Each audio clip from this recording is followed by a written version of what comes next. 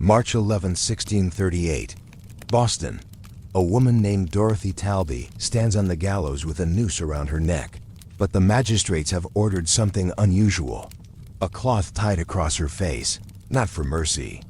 Governor John Winthrop's journal, still preserved at the Massachusetts Historical Society, records the reason. She wouldn't stop talking, wouldn't confess her sins publicly, wouldn't perform the ritual humiliation they demanded. So they silenced her mouth before they broke her neck. The execution itself wasn't the punishment.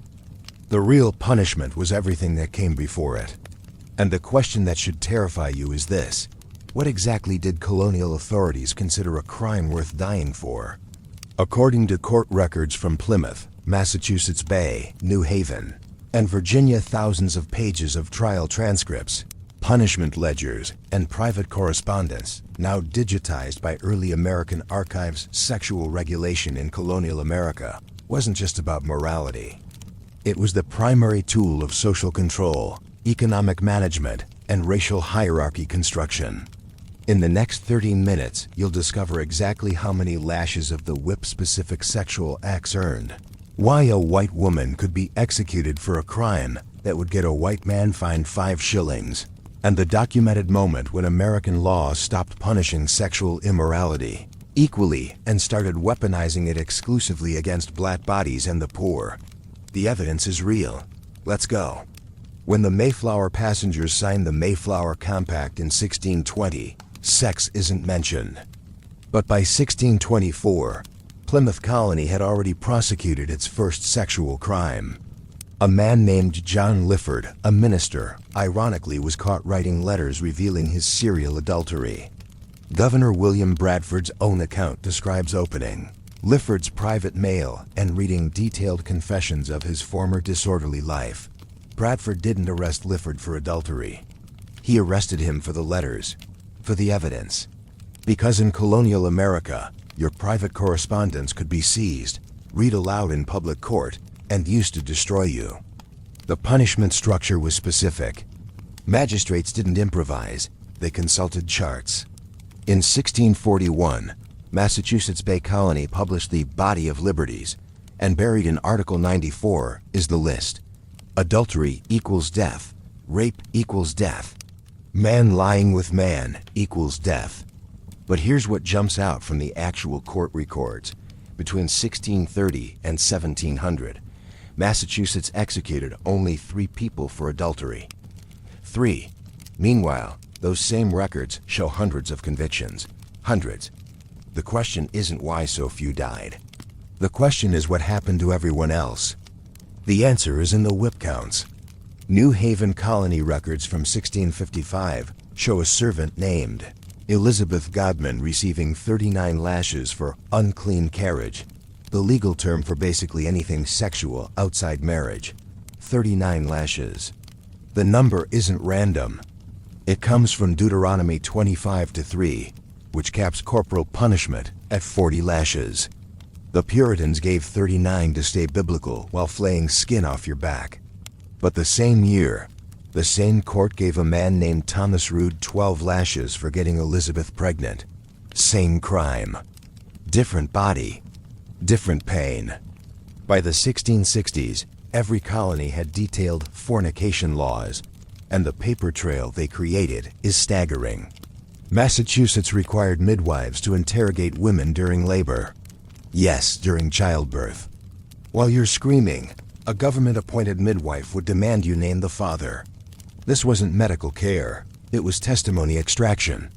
The 1668 deposition of midwife Margaret Jones records her shouting questions at Mary Moody in her greatest extremity of pain, and Mary's answer, naming John Howard, was entered as legal evidence. Mary was fined, John was fined, and the baby was labeled a bastard in official records, a legal mark that would follow the child for life. The economics of this become clear when you track the money. A 1672 Essex County Court ledger shows fornication fines ranging from 3 to 10 pounds, roughly 3 months' wages for a laborer. But the records also show something else. If you couldn't pay, you'd be whipped instead. Rich fornicators paid. poor fornicators bled. The Puritan system wasn't eliminating sin. It was monetizing it. And when wealthy merchant Thomas Dexter was convicted of adultery in 1672, he paid £50 and kept his position. When servant Elizabeth Johnson was convicted the same year, she got 20 lashes and was sold to a different master to extend her servitude. Same colony, same crime. The law was identical, the enforcement was not. But a newly discovered account book from the Plymouth Colony treasurer shows the system was generating serious revenue.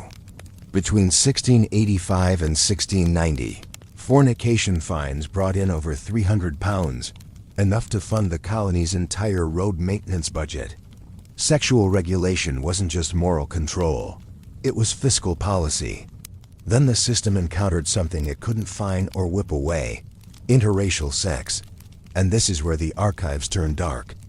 In 1630, when a man named Hugh Davis was convicted in Virginia for lying with a Negro, he received the standard punishment, whipping.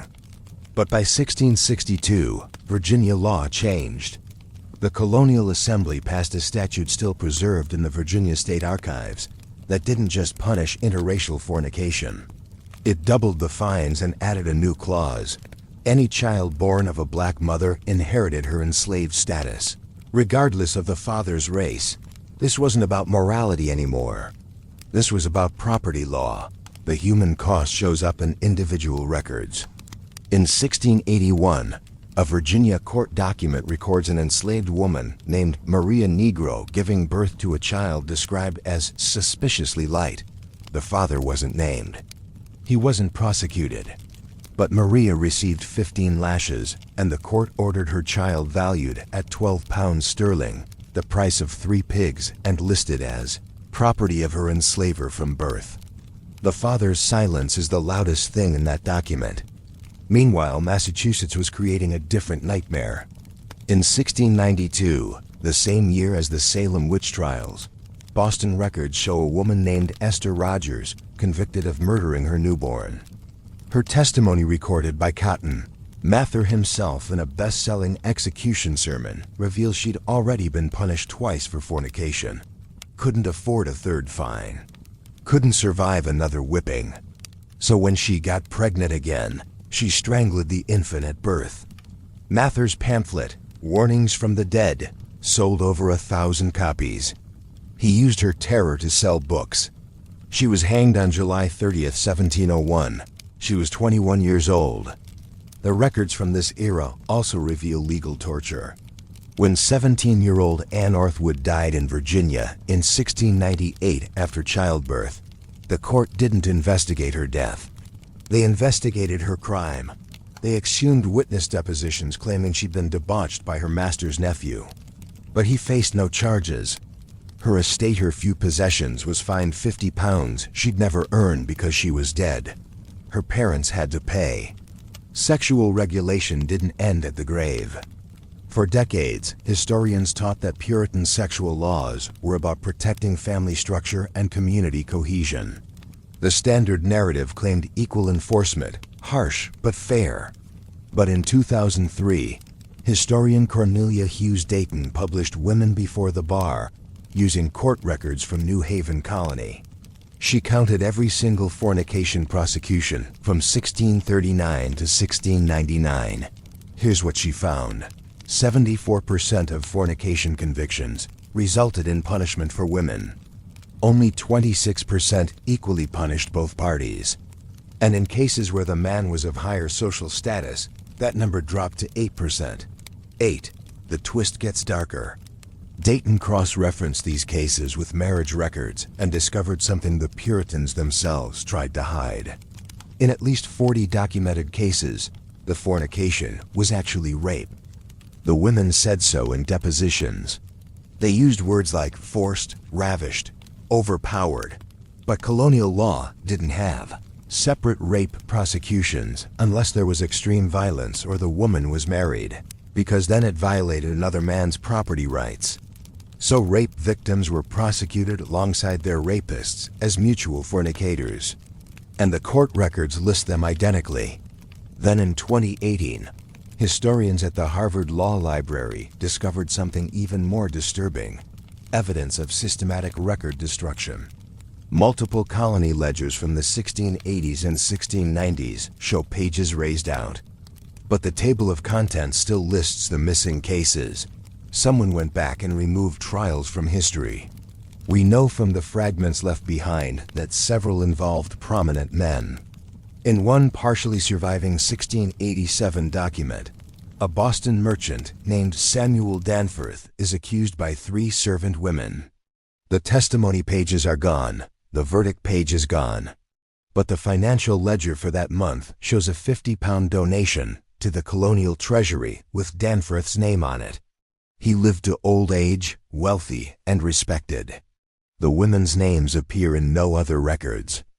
By 1750, most colonies had stopped executing anyone for adultery, but they never repealed the laws. They just stopped enforcing them against white property owners. The whipping post didn't disappear. They just became tools used almost exclusively on enslaved people, servants, and the poor. The transition is documented in South Carolina punishment records from 1750 to 1800. In those 50 years, 0 wealthy white adults whipped for fornication. 47 enslaved people whipped.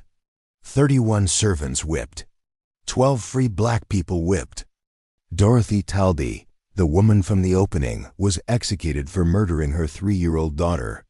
But Winthrop's journal reveals she'd been publicly punished for stubbornness to her husband multiple times before. The final murder was committed, according to witness testimony, while she was in a state of distraction.